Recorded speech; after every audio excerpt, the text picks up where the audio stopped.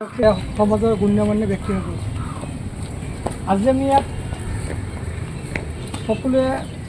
এই অনুষ্ঠানত উপস্থিত হোৱাৰ মূল উদ্দেশ্য হৈছে আমাৰ শ্ৰদ্ধাৰ কালজয়ী শিল্পী ডাঙৰীয়াৰ শ্ৰদ্ধাঞ্জলি জনাই তেখেতৰ স্মৃতিত নাহৰপুলি ৰোপণ আৰু এই প্ৰতিষ্ঠানটো শ্যামলীচৰা উদ্যোগত কৰা হৈ আছে আৰু শ্যামলীচৰা প্ৰতিষ্ঠা হৈছিলে 2018 চনত আৰু এই অনুষ্ঠানটো প্ৰতিষ্ঠা কৰিছিলে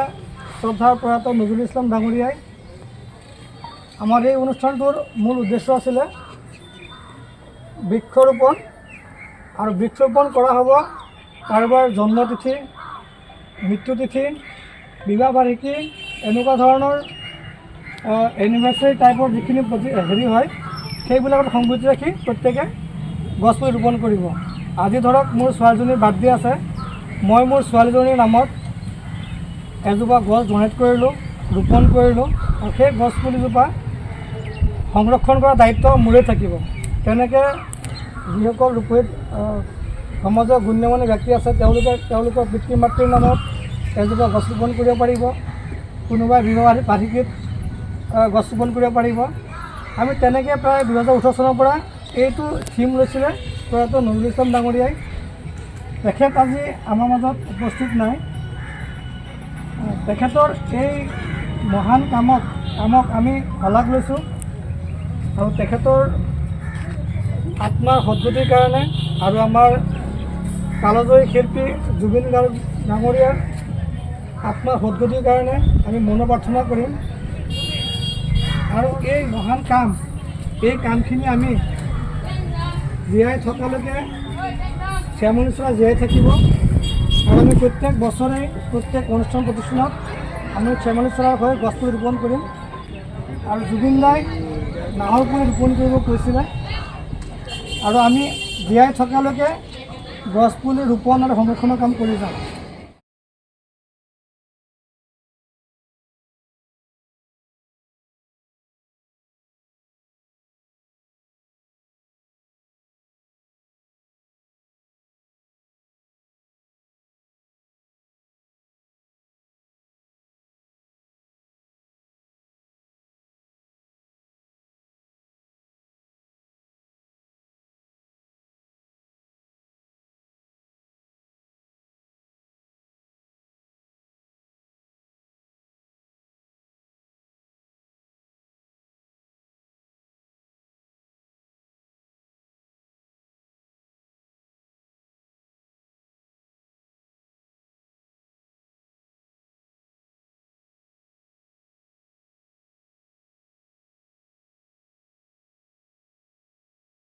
আৰু 1 মিনিট মৌন প্ৰাৰ্থনাৰ পিছত আমাৰ প্ৰয়াত জুবিন গাৰ্গৰ চিৰ আত্মাৰ শান্তিৰ হতে সকলোৱে শ্ৰদ্ধাঞ্জলি জ্ঞাপন কৰে। ইয়াত আমাৰ পুয়াৰকী থানাৰ ভাৰপ্ৰাপ্ত বিষয়াকেইজন থাকে, লগতে বিশিষ্ট সমাজকৰ্মীকেইজন আমাৰ লগত, শ্যামলীচৰাৰ প্ৰতিষ্ঠাপক আৰু মানে সমাজৰ গণ্যমান্য ব্যক্তিসকল আৰু আমাৰ শিক্ষাগুৰুসকল সকলোৱে আমাৰ যুগজয়ী কণ্ঠশিল্পী জুবিন গাৰ্গক শ্ৰদ্ধাঞ্জলি অনুষ্ঠানত শ্ৰদ্ধাঞ্জলি জনায়। আৰু লগতে আমাৰ ৰূপহী ৰাইজে আমাৰ যি শ্যামলীচৰা, যি প্ৰয়াত আমাৰ নজৰুল ইছলামৰ যি প্ৰতিষ্ঠাপক আছিল আমাৰ শ্যামলীচৰাৰ প্ৰতিষ্ঠাপক নজৰুল ইছলামৰ আত্মাৰ সদ্গতিতে অলপ মানে প্ৰাৰ্থনা কৰে আৰু ইয়াৰ লগতে আমাৰ জুবিন দাৰো আমাৰ শ্ৰদ্ধাঞ্জলি জনোৱা হয়। ইয়াৰ আমাৰ ৰূপহী অঞ্চলৰ বহুত গণ্যমান্য ব্যক্তি, লগতে ৰূপহী থানাৰ আৰক্ষীসকলেও আহি পেলাই আমাৰ লগত যোগদান কৰে আৰু বিশিষ্ট সমাজকৰ্মী বহুকেইজন লোকে আমাৰ শ্ৰদ্ধাঞ্জলি অনুষ্ঠানত ভাগ লয়। গতিকে বহুত ভাল লাগিছে আৰু আপোনালোকে আহিব। আমাৰ যিটো শ্যামলীচৰাৰ মেইন উদ্দেশ্য আমাক সফল কৰিবলৈ আমাৰ অলপ সহযোগিতা হাত আগবঢ়াই দিব, যিহেতু আমিতো আমাৰ এই নজৰুল ইছলামৰ মানে বহুত এটা সমাজৰ প্ৰতি এটা ভাল এটা হেৰি আছিল আৰু আপোনালোকে জানেই নজৰুল ইছলামৰ শ্যামলীচৰাৰ প্ৰতিষ্ঠাপক, সেউজীকৰণৰ দিশে তেওঁ প্ৰথম খোজ দিছিল ৰূপহী হাট সমষ্টিৰ পৰা। গতিকে ভিডিঅ'টি যিমান পাৰে শ্বেয়াৰ কৰিব। ৰূপহী থানাৰ আৰক্ষী বিষয়াসকল, শ্যামলীচৰাৰ কৰ্মকৰ্তাসকল আৰু আমাৰ যুৱক তথা ৰাইজ, আজি এই শ্ৰদ্ধাঞ্জলি অনুষ্ঠানটো আমি দুটা উদ্দেশ্যত পাতিছোঁ। এটা হ'ল যে আমাৰ প্ৰয়াত জুবিন গাৰ্গ ডাঙৰীয়া তেখেতৰ স্মৃতিত আমি শ্ৰদ্ধাঞ্জলি অনুষ্ঠান নাহৰপুলি ৰোৱাৰ এটা সিদ্ধান্ত লোৱা হৈছিল আৰু লগতে আমাৰ শ্যামলী চৰা প্ৰতিষ্ঠাপক মোৰ ভাতৃসমূহ অৰ্থাৎ মোৰ অতি মৰমৰ ছাত্ৰ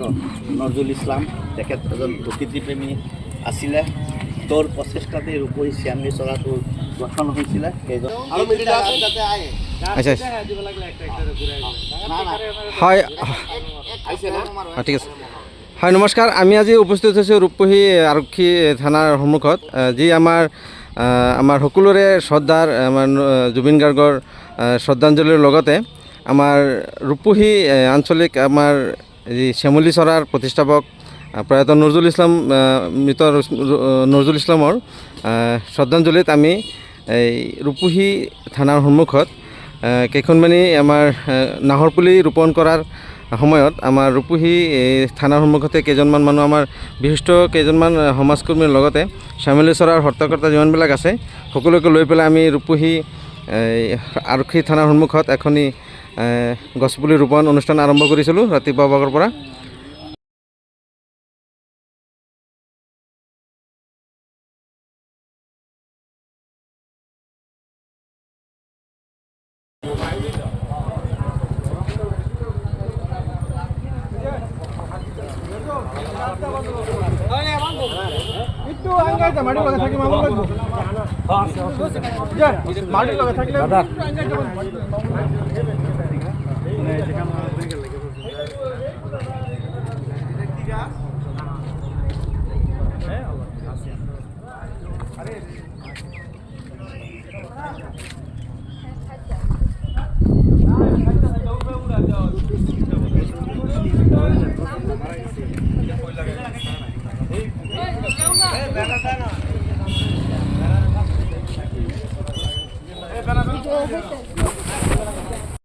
কাৰ্যসূচীটোত আমাৰ ৰূপহী অঞ্চলৰ বিশিষ্ট ব্যক্তিসকল আছিলে মোৰেই শিক্ষক খাইৰুল ইছলাম ছাৰ প্ৰাক্তন ৰূপহী আঞ্চলিক পঞ্চায়ত সদস্য ৰিয়াজুল কবিৰ আমাৰ শ্বেৰিন এণ্টাৰপ্ৰাইজৰ স্বত্বাধিকাৰী শামীম তাৰপিছত আমাৰ ৰিটায়াৰ্ড পুলিচ ইনস্পেক্টৰ তেখেত উপস্থিত আছিলে আৰু বিশিষ্ট ব্যক্তিসকল ইয়াতে আছিলে গতিকে আমি আজি জুবিন গাৰ্গদেৱৰ শ্ৰদ্ধাঞ্জলি হিচাপে আৰু আমাৰ ৰূপহী থানাৰ নিবাসী আৰু এই শ্যামলী চৰাৰ যিজন প্ৰতিষ্ঠাপক সভাপতি আছিল নজৰুল ইছলাম ডাঙৰীয়া তেওঁৰ দুদিন আগতে তেওঁৰ পৰলোক প্ৰাপ্তি হৈছে আৰু তেখেতকো শ্ৰদ্ধাঞ্জলি জনোৱাৰ উদ্দেশ্যে আমি এই নাহৰৰ গছপুলি ইয়াত ৰোপণ কৰা হৈছে যিহেতু জুবিন গাৰ্গদেৱে নাহৰ গছ বহুত ভাল পাইছিলে আৰু তেওঁ জীৱ জন্তুৰ লগতে গছ গছনি আৰু আমাৰ পৰিৱেশ কেনেকৈ আমি ঠিক ৰাখিব পাৰি তাৰ ওপৰত তেখেতে বহুত গুৰুত্ব দিছিলে গতিকে তেখেতৰ স্মৃতি জীয়াই ৰাখিবৰ কাৰণে আমি ৰূপহীবাসী ৰাইজে এই পদক্ষেপ লৈছোঁ গতিকে এই গছপুলিবোৰ যাতে সকলোৱে সংৰক্ষণ ৰাখি ডাঙৰ দীঘল কৰি সংৰক্ষণ কৰি ডাঙৰ দীঘল কৰি যাতে আমি তেখেতসকলৰ স্মৃতি আমি জীয়াই ৰাখিব পাৰোঁ তাৰ উদ্দেশ্যে এই কাৰ্যসূচী আজি কৰা হৈছে।